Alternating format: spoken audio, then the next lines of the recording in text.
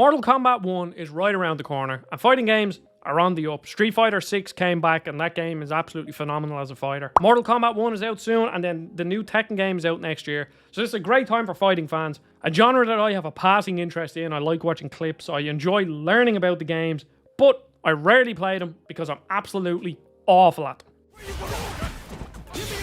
What? Block it! No! You fecker. But I'm really trying to broaden my horizons, and I reviewed Street Fighter 6 earlier this year. I did a casual review, and this is going to be the same. This is a casual review of Mortal Kombat 9 in 2023. So bear with me here on this intro before I dive into the game, because Mortal Kombat 9 came out in 2011. It's a special and nostalgic time for a lot of people like us, because realistically, that's when YouTube Let's Plays really started to blow up.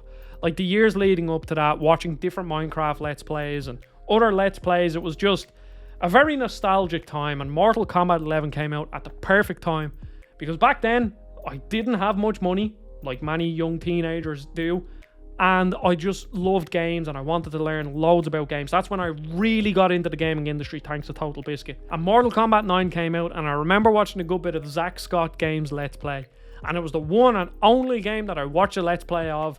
And I didn't beat the Let's Play because I really wanted to play the game myself, because I just enjoyed watching it that much. So back then, my only ever experience with Mortal Kombat was playing Mortal Kombat 4 on my friend's PC. We didn't have a controller, we didn't know how to use mouse and keyboard, but we did have a flight stick, and we somehow played Mortal Kombat 4 almost all the way through with a flight stick. Except for Goro. I've still never beaten him in Mortal Kombat 4. I've never tried since, but judging by my performance in Mortal Kombat 9 now, I will probably get my ass kicked in Mortal Kombat 4. Firstly, to actually buy this game is a pain. You either have to find a used copy on Xbox or PS3, or go to one of them websites to buy a key for Mortal Kombat Ultimate Edition on Steam, because the game is delisted. Now, the reason why it's delisted is because Freddy Krueger is a playable character in this game, and unfortunately at some points the rights changed hands, and now they had to delist the game because they no longer had the rights to Freddy Krueger in their game. So luckily, the game is still quite cheap. It only cost me like €18, and I played it on Steam. And the second I launched this game, I was just hit by a massive wave of nostalgia, because this really was a formative time in my gaming history of me truly getting into the industry. And somehow, I don't know how I beat this game all them years ago. I'm not sure if I ever did. I think I did. But nowadays, I am absolutely awful at this game, and this game kicked my ass. Sector wins. So since this is like a casual review, I basically just played through the story again, because realistically, that's all I'm interested in when it comes to Mortal Kombat. The stories in Mortal Kombat have just really high production values. They kind of make every fight feel important, unlike Street Fighter 6, and they just look great. The voice acting is brilliant, and they're just fun storylines to follow. Even in Mortal Kombat 9, which follows on, I think, from all the other Mortal Kombat games, I didn't really feel lost. I don't really know much about the Mortal Kombat series or characters. I understand that there's a tournament between Earthrealm and Netherrealm or something, and they have to fight out in Mortal Kombat to see who takes control of which realm, if Earthrealm will stay under the control of Raiden and all the good guys, or if Netherrealm will take them over. That's like the gist of, like, that's my understanding of Mortal Kombat. And going into this, I didn't feel confused. It's kind of it's a really good, like, starting point, because what I love about this game is that it introduces you to just all the characters that are important, and it doesn't bog you down with really long cutscenes, a load of exposition.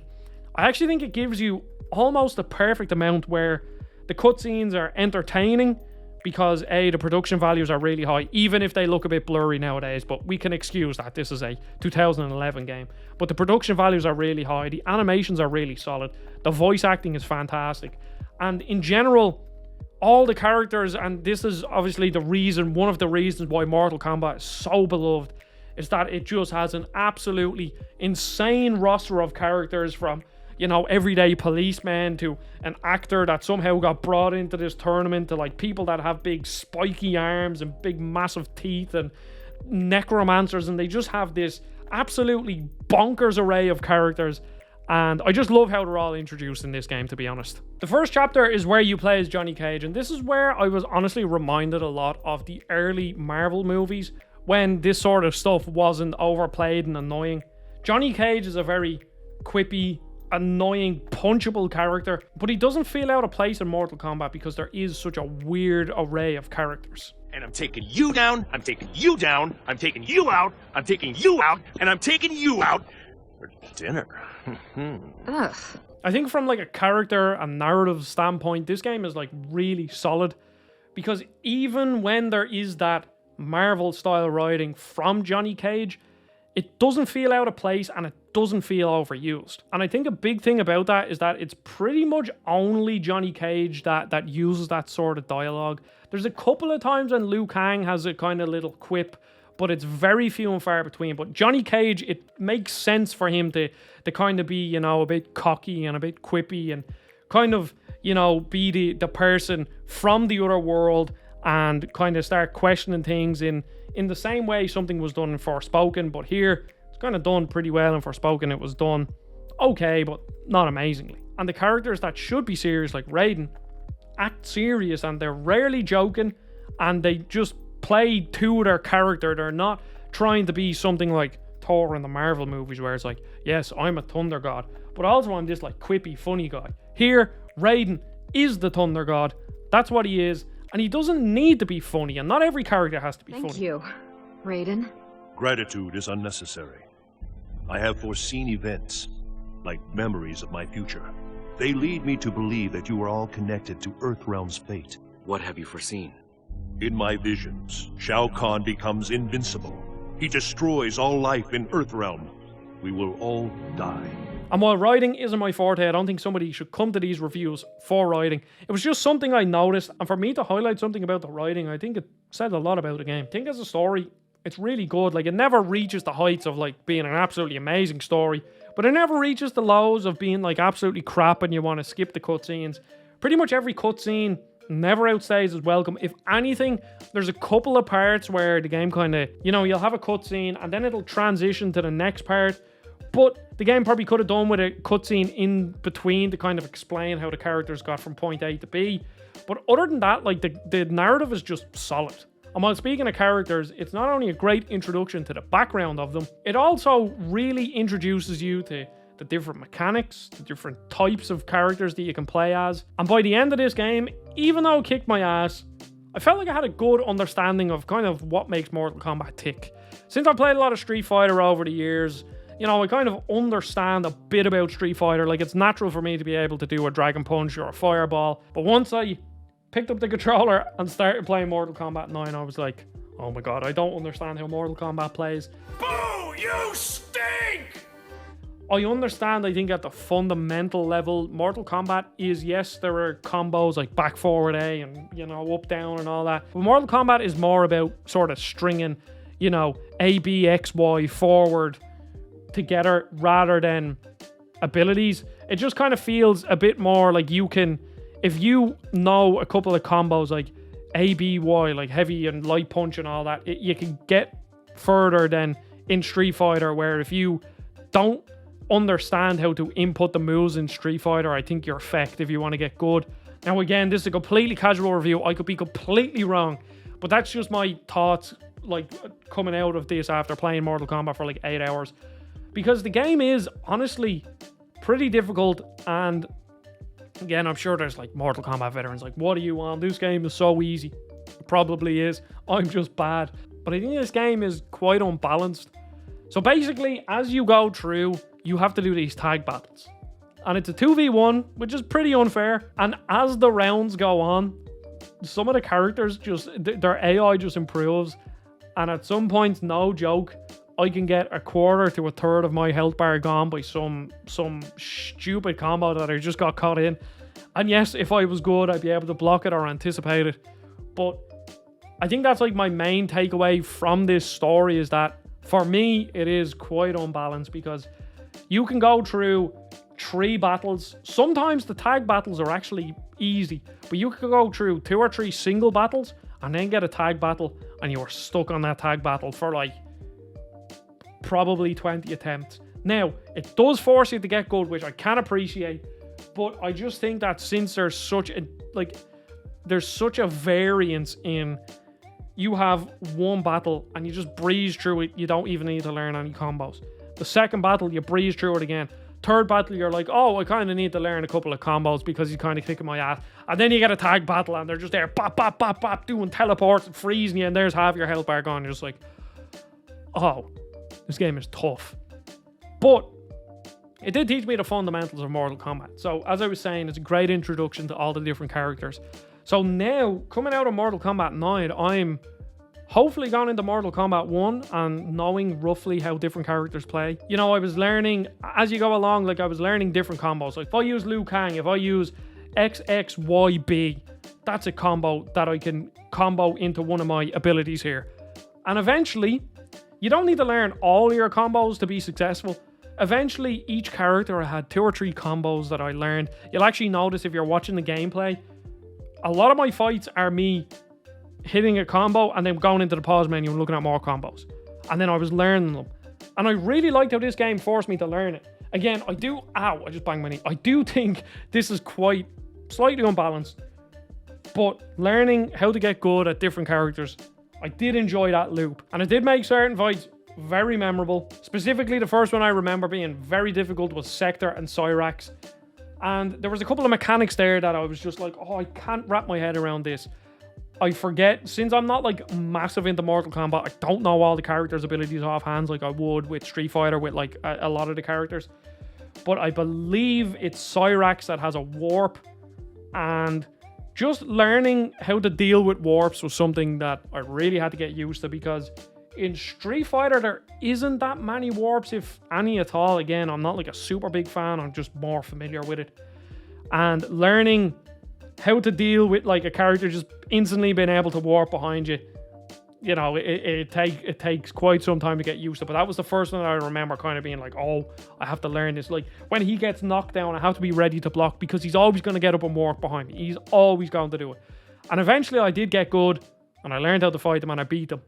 But then eventually you would get stuck on a fight, and yeah, that's when the balance kind of, you know, it's not too big an issue. I got through the game, but I don't know how I beat this game back then. And just like that, it's great at introducing you to not only different mechanics that different characters do, but also how to fight and defend against different characters, which is amazing. Like I learned that I really like Johnny Cage, because Johnny Cage is not the exact same, but he kind of reminds me a bit of something like Guile. So I kind of understood his playstyle a bit more, or so I think I did anyway.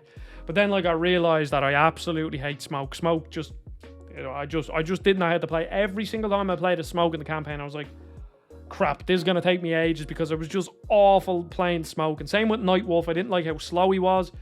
But again, I can appreciate that it's like, I understand what makes certain characters tick, and kind of, not only because you're fighting against them, so you're learning how to defend against them, but you're also learning how to use them. And then you're kind of, hopefully in the future, if I do move into multiplayer in Mortal Kombat 1, I will then learn like, oh, well, this character does this because I'm playing them, and then, you know, I'll be able to defend against it. Because this was definitely a learning curve for me. Like, it really was. Not only did I have to get used to like inputting combos and learning different moves for different characters that were just completely alien to me, I also had to get used to the differences in Mortal Kombat, because from my experience playing different fighting games, Mortal Kombat has a lot of crowd control. There is a lot of hits that can freeze you or stun you, and also blocking with L2 and not just walking back is something that took me ages to get used to. But all of the moves that can freeze you and stop you dead in your tracks, because again, I'm going to keep going back to Street Fighter, because realistically that's like the only thing I have. When it comes to Street Fighter, when you get the stars over your head, it meant someone pulled off a crazy combo on you, and then you're like, oh feck, well that's me done. But I don't really like how Mortal Kombat does it, because like characters like Sub-Zero have a projectile that can freeze you, and all it is a fireball. Like, that's all it is, and it freezes you. And it just leaves you open. And a lot of characters, like pretty much all the characters you play as, have some sort of like screen, like as in something that can close the gap really quickly. Like every single character either has a warp that you can warp behind or in front of the character, or like in the case of say Johnny Cage, you can launch back and forward and launch straight at them, you know? And that took a while to get used to. It's definitely something that I've now realized that I don't like as much as say something like Street Fighter. I would much prefer not being frozen, because something that's very annoying. I know, again, if you get good and you can learn how to block it and learn how to watch for the tails and get used to more characters, you will get better at avoiding being like frozen and stuff. But for like a casual player, it's pretty easy to get frozen, and that leads me on to the X-ray attacks, which still look really cool. That's one thing I want to talk about. The game still looks fantastic. Certain parts of the cutscenes are low res. Once you get into the gameplay, the background's still pretty detailed for like an over 10-year-old game. Like, this game is old now, like really old, which is strange because I remember when it came out and I'm only 25, but it's pretty old. And the game still looks really good. The particle effects, all the moves, you know, and also the audio. So crunchy. And that gets me onto the X-ray attacks. The X-ray attacks look really cool, and I don't know if these were in previous Mortal Kombat games or this was new in Mortal Kombat 9, but these look seriously fantastic. But there's just something about these powerful attacks that annoyed me again. I was just, look, this is completely on me. I'm just bad at the game.